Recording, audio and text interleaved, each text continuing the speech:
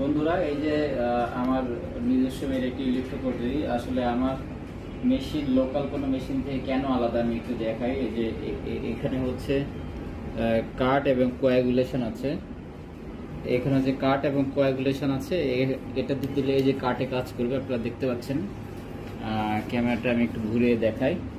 এই যে আমি যখন কাটে প্রেস করতেছি, এই যে কাটে কিন্তু কাজ করতেছে। আবার কাটের মুড আছে এখানে। হ্যাঁ, এখানে যদি আমরা কাট টুতে দিই, কাট টুতে কাজ করবে। আমি যদি ব্লেন্ড কাট করি, মানে কাটও হবে কোয়াগুলেশন হবে, এটাকে ব্লেন্ড বলে। তো আমরা এইভাবে মুড চেঞ্জ করতে পারি। আর কোয়াগুলেশনের ক্ষেত্রে আমরা এখানে অপশনস দেওয়া আছে ফ্যালগারেশন। যখন আমি এই কোয়াগুলেশনে প্রেস করব, এই ফ্যালগারেশন অপশনটা কাজ করবে। আমি আবার এটা কোয়াগে নিতে পারি, ফ্যালগারেশনের আরেকটা পার্ট কোয়াগ, মানে কোয়াগুলেশনটাকে কোয়াগ বলে। আর হচ্ছে স্ক্রিনের জন্য স্পেশালি ডিজাইন করে যে ফ্যালগারেশন, যখন কোয়াগুলেশন প্রেস করবে তখন ফ্যালগারেশনটা কাজ করবে, কারণ এখন ফ্যালগারেশন মুডে দেওয়া আছে। ঠিক এভাবে কোয়াগুলেশন দিলে কোয়াগুলেশনে কাজ করবে। যেহেতু স্কিনে যারা ডক্টর আছেন তার ক্ষেত্রে এই কোয়াগুলেশনটাতে প্রেস করলে ফ্যালগারেশন মুডটা কাজ করবে। আর এই ক্ষেত্রে আমরা হচ্ছে যদি মনে করি যে আমার ফ্যালগারেশনটা কম কাজ করতেছে, আমি এরকম করে পাওয়ার কম বেশি, ভলিউম আছে, পাওয়ার কম বেশি করতে পারি। At the same time same কাজ আমরা যদি কাটিংয়ের ক্ষেত্রে, যে কাটিং করতেছি, কাটিংয়ের ক্ষেত্রে আমরা পাওয়ার কম বেশি করতে পারি।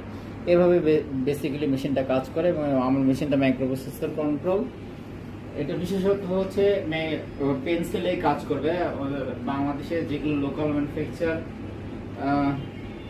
ডিভাইস আছে, এগুলো কোনোটাই পেন্সিলে কাজ করে না, সবাই ফুট প্যাডেল ইউজ করে। যেহেতু এটা মাইক্রোপ্রসেসর কন্ট্রোল, আমার মেশিনে এত দাম কেন দেখেন ভাই।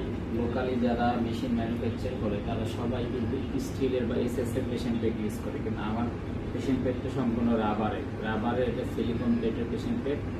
এটা যখন পেশেন্টের বডিতে থাকবে, কোনো কারণে যদি আপনি পাওয়ার বাড়ান, এটা হিট হবে না। হিট না হলে কি হবে, আপনার স্কিন বার্ন হবে না। আমাদের কনভেনশনাল যারা মেশিন সেল করে, ম্যানুফ্যাকচার বা অ্যাসেম্বল করে বাংলাদেশে, তারা সবাই কিন্তু আপনার এসএস পেশেন্ট পেড ইউজ করতেছে, যার কারণে স্কিনের সার্ফেসে আসলে সেটা হিট হচ্ছে এবং বার্ন হওয়ার পসিবিলিটি থাকছে। সেক্ষেত্রে আমি প্রেফার করি সবসময় রাবারের পেশেন্ট পেড, আমরা যারা ক্লায়েন্ট আছে। এই কারণে আমার আসলে মেশিনের দাম বেশি। একটা রাবারের পেশেন্ট পেড 8 থেকে 10 হাজার টাকা দাম। তাহলে আপনাকে আমি কীভাবে 20,000 টাকা মেশিন দিব?